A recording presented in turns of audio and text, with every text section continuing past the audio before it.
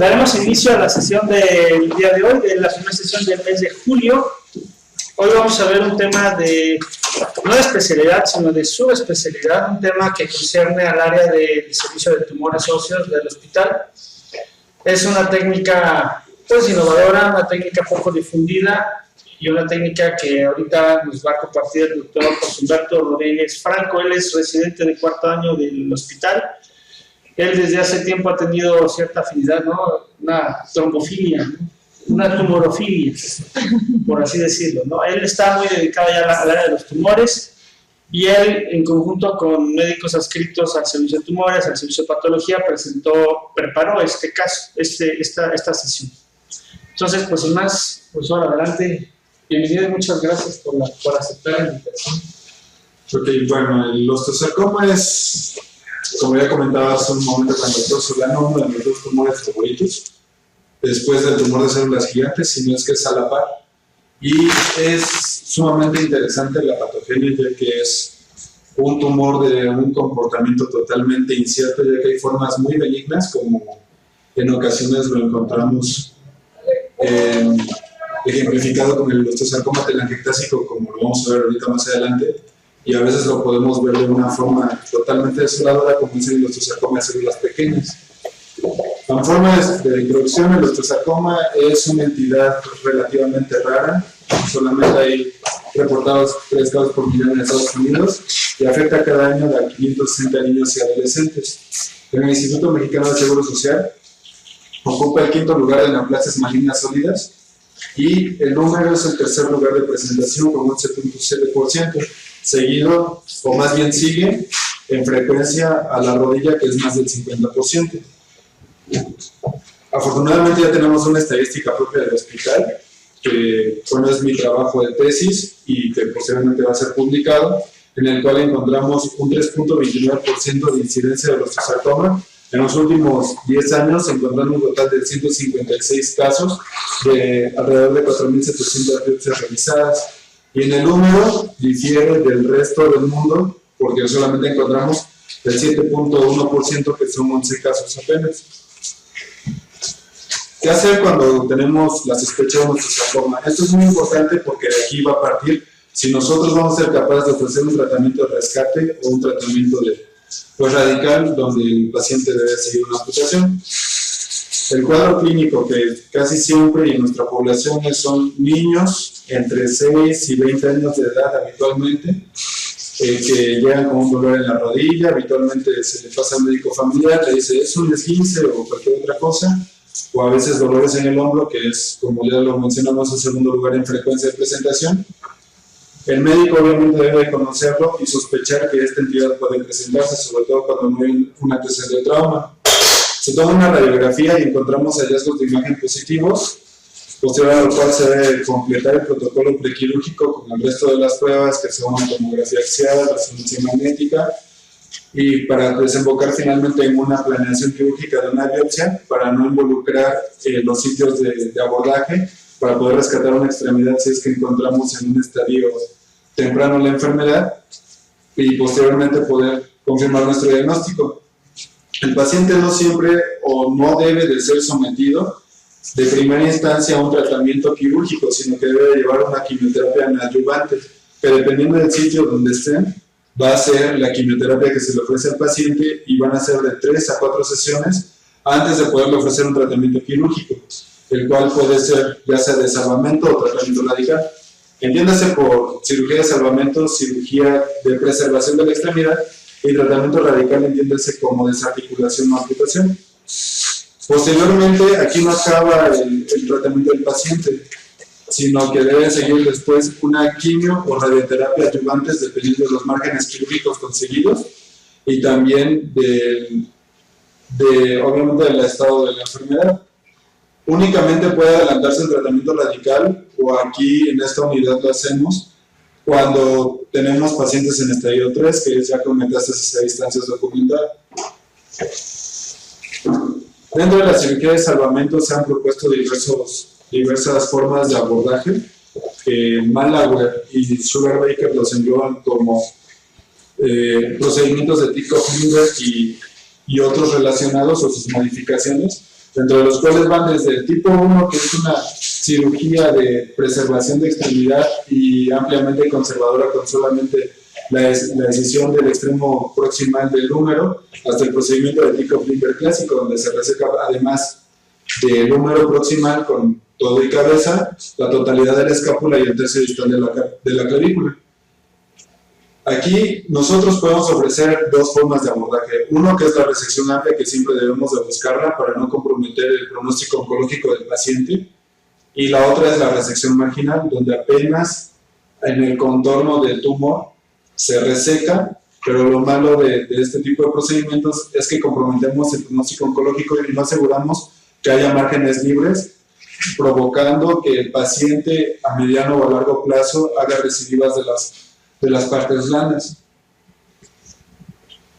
Dentro del tratamiento quirúrgico en la cintura escapular se puede ofrecer entre el 80 y el 90% de los pacientes la cirugía de salvamento, los cuales persiguen dos objetivos principales, como lo vamos a ver un poquito más adelante, y son dos tipos de procedimientos principalmente los que se llegan a ofrecer. Uno es la artrodesis, que puede conseguirse con injertos autólogos, aloinjertos y composites de aloinjertos y alguna prótesis, que desgraciadamente no los tenemos disponibles en este hospital porque nosotros no disponemos de un banco de hueso. Y el otro son los procedimientos de suspensión que pueden lograrse con espaciadores funcionales. Aquí el tema de nosotros, precisamente en esta sesión, va a ser el uso del peroné vascularizado como espaciador funcional, como lo podemos ver aquí en esta imagen. Aunque otros pueden ser utilizados como espaciadores como las prótesis y los aloinjertos masivos, o también los composites de aloinjerto y prótesis. Dentro de la cirugía de salvamento, vamos a tener dos objetivos principales. Uno es preservar la función de la mano y el otro del codo. Es decir, vamos con un espaciador funcional a provocar que la musculatura de la mano y del codo tengan un fulcro estable para que no pierdan brazo de palanca y pueda ser preservada la fuerza y las funciones y obviamente la destreza de estas regiones. Y como ya lo habíamos comentado, esto puede conseguirse con artrodesis y espaciadores funcionales. Y aquí entra pues de lo que venimos a platicar, de los procedimientos de suspensión. Aquí, para ejemplificar dos casos, uno donde tenemos un osteosarcoma de húmero proximal con una imagen con patrón de destrucción apolillado, es mixta con componentes plástico y lítico, afortunadamente todavía sin datos de reacción perióstica, sin involucro de las partes blandas y respeto de las corticales. No tenemos metástasis a distancia, el pulmón se observa limpio y el paquete neurovascular principal se encuentra respetado. A pesar de la gran extensión del tumor, como se puede ver aquí, que está principalmente lleno de líquido y es una característica muy importante del osteosarcoma telangiectásico, se encuentra pues dentro del hueso y no escapa de los márgenes de la corteza ósea. Sin embargo, un paciente como estos, que es lo que no queremos ver, y por eso es importante hacer hincapié en el diagnóstico temprano, es un paciente que tiene un patrón de destrucción muy intenso en el húmero proximal, que ya incluso ha destruido todo el extremo proximal. Si nos percatamos, ya ha viajado igual el tumor a través del conducto medular e incluso llega hasta el tercio medio de la diáfisis, con un patrón mixto entre destructivo y formador de hueso, aunque no tiene metástasis pulmonares, pero aquí el paquete vascular se encuentra incluso atrapado dentro del tumor. Y esto ya nos hace posible el rescate de la extremidad. Dentro de los procedimientos de suspensión asociados a peroné vascularizado, vamos a tener varias ventajas. Uno de ellos es que facilita la curación de tejidos blandos debido a que se trata de un injerto vivo. Al revascularizarlo, el segmento de peroné que se ha tomado se convierte en un hueso vivo y obviamente al ser vivo va a facilitar la adhesión o la reinserción de los músculos que están adyacentes y esto nos va a facilitar una mejor función que se traduce por una reinserción del bíceps y del tríceps en este segmento. Aunque dentro de las desventajas es que la posición de la mano no es tan satisfactoria, de acuerdo a lo reportado, a lo obtenido por la artrodesis, y la capacidad de elevación del hombro también se encuentra bastante comprometida, de acuerdo a lo reportado. pero sin embargo, en lo que nosotros encontramos en el caso que se presentará más adelante, no es así. ¿Por qué el uso del peroné vascularizado? Uno es por la cobertura tan amplia que tiene de los defectos, que pueden oscilar desde 6 centímetros hasta prácticamente toda la longitud del peroné, llegando a ser hasta de 35 o incluso 40 centímetros en pacientes muy grandes. Porque la supervivencia celular ósea es mejor que con los injertos no vascularizados o con tejidos tomados de cadáver, porque ofrece una mejor incorporación debido a que se trata de un injerto vivo y que a la hora de ser desvascularizado retoma nuevamente la circulación en ese segmento del peroné, y también porque las tasas de curación e hipertrofia son mayores. Aunque no es tan importante el miembro superior, el miembro inferior sí se ha reportado una hipertrofia después de los 6 meses de colocación del injerto. Además de que es ampliamente versátil y obviamente es un hueso prescindible, es decir, que no lo necesitamos fundamentalmente para llevar a cabo la función de la carga, ya que más del 85% se transmite a través de la tibia. ¿Cuándo usar un peroné vascularizado? Cuando los defectos residuales después de la resección de tumores son de más de 6 centímetros, cuando se han intentado otras formas de reconstrucción, como pueden ser una prótesis tumoral, o el uso de aloinjertos o composites de aloinjertos y prótesis, y han fallado, y cuando hay una osteonecrosis por radiación. Es importante mencionar que la radiación únicamente se les ofrece a aquellos pacientes que no logran márgenes oncológicos adecuados, es decir, que se someten a resección marginal y que después, para asegurar estos márgenes, se someten a radiación. Dentro de las complicaciones, únicamente vamos a platicar del sitio receptor, ya que el sitio donador también puede tener algunas complicaciones. Unos de ellos son la pseudoartrosis y la consolidación viciosa, debido a que aquí no podemos ofrecer una fijación interna rígida como estamos acostumbrados, de acuerdo a las reglas de la osteosíntesis. Aquí nosotros debemos de llevar una osteosíntesis mínima para respetar lo mayor posible la neovasculatura del peroné y con ello no comprometerlo y hacer que ese injerto que es vascularizado posteriormente muera. La otra es la infección, debido a que como se toma de un sitio y se traslada al otro, tiene tasas más altas de infección, pero sin embargo siguen siendo más bajas cuando se comparan con el uso de aloinjertos. La fractura por fatiga o falla del injerto, esto es cuando llega a fracasar o llegan a haber embolizaciones o eventos de trombosis en los vasos, y entonces se pierde la vascularidad y tiene obviamente todas las complicaciones de los injertos no vascularizados y de los injertos masivos, y los problemas de las partes blandas, debido a que como a veces hay una resección tan amplia o bien que después son sometidos los pacientes a radiación, entonces tenemos el problema con las partes blandas o de que no hay suficiente cobertura o de que la radiación compromete a la curación de las partes blandas en estos pacientes. Y estas tasas de complicación son tan altas como el 25 al 50%. Dentro del caso clínico que nosotros reportamos, es un paciente masculino de 16 años de edad con un osteosarcoma telangiectásico ya diagnosticado por biopsia incisional con un estadio de NX2A, es decir, de alto grado y dentro del compartimento. Él tuvo dolor y fractura patológica al cargar 25 kilos, que es un mecanismo poco usual, y aquí automáticamente cambia de ser un intracompartimental a ser un extracompartimental, entonces aquí cambia su estadificación a 2B. Él sigue un tratamiento conservador hasta lograr la consolidación de la fractura. Y aquí en las imágenes radiográficas ya vemos la imagen después de la fractura, cómo hay puentes óseos y ya hay curación, pero aquí está el patrón de destrucción pues apolillado, y aquí más que reacción en triángulo de Codman son puentes óseos después de la fractura.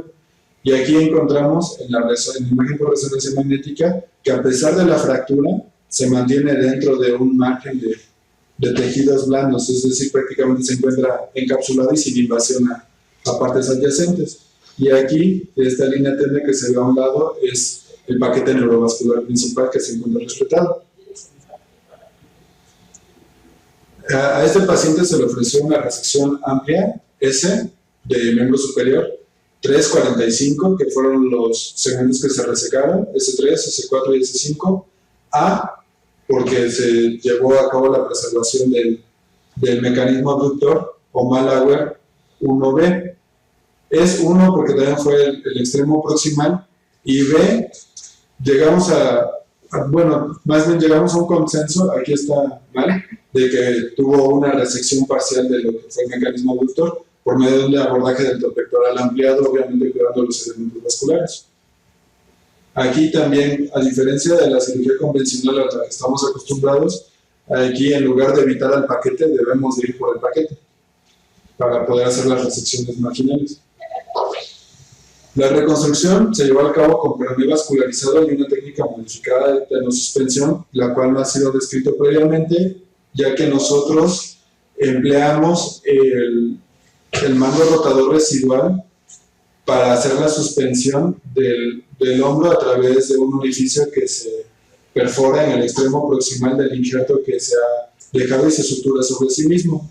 Las técnicas que se han encontrado descritas, sobre todo en el artículo clásico de Boda y colaboradores, ellos utilizan un alambre de Kirchner para poderlo suspender a la acromio, cosa que nosotros no utilizamos. Ellos ocupan una placa de DCP 3.5 milímetros para hacer la fijación del injerto, lo cual nosotros tampoco utilizamos, y utilizamos una osteosíntesis mínima con los tornillos de forma ortogonal para incrementar la configuración de la rigidez, lo cual aquí encontramos ya en la radiografía del paciente, y este fue todo el fragmento de peroné que se extrajo, y aquí se puede ver cómo se fijó, y desgraciadamente aquí se pierde el detalle, pero aquí se encuentra el orificio que se horadó y que fue el que sirvió para hacer la reinserción. Esta fue la pieza quirúrgica que se extrajo, y todos estos son cambios de quimioterapia con una necrosis de más del 99%.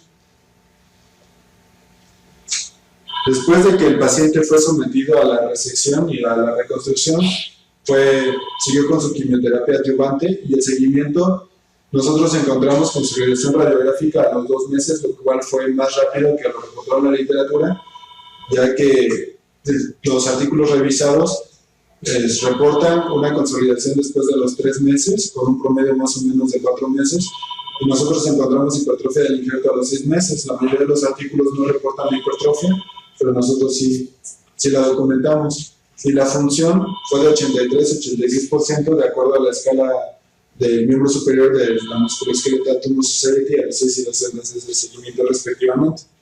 Esto también fue mucho mayor, bueno, discretamente mayor a lo reportado con la literatura, que reportan tasas funcionales de apenas el 80%.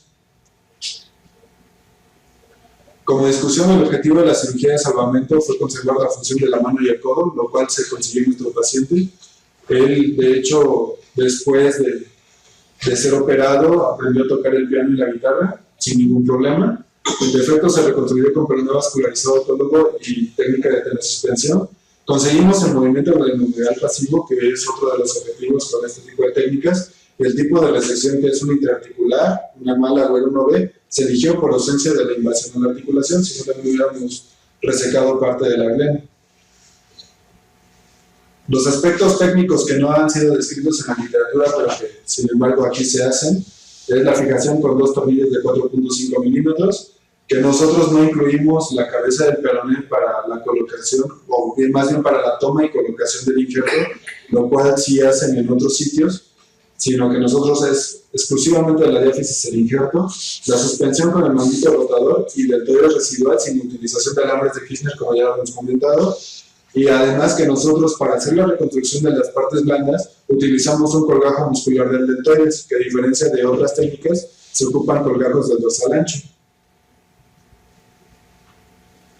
Encontramos una curación ósea similar, con una hipertrofia documentada a los 6 meses de seguimiento, y resultados funcionales superiores, que son del 86% a un año de seguimiento contra el 80% reportado en la literatura, con ausencia de complicaciones en sitio donador y receptor.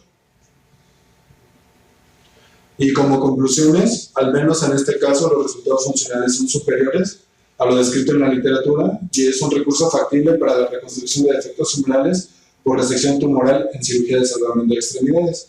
Obviamente hay que seleccionar bien al paciente, que sobre todo deben de ser pacientes jóvenes, debido a que no tienen compromiso vascular todavía, por cambios degenerativos, aterosclerosis o algún otro problema vascular. Y también es para nosotros muy importante conocer que este recurso es factible debido a que en nuestro medio no disponemos de prótesis modulares o tumorales de rutina. Bueno, en agradecimientos en especial a Andrés Herrera Mandujano, porque fue un diseñador gráfico que nos hizo el favor de proporcionar las imágenes y las ilustraciones de la esquematización de la técnica quirúrgica. Bueno, muchas gracias por su atención.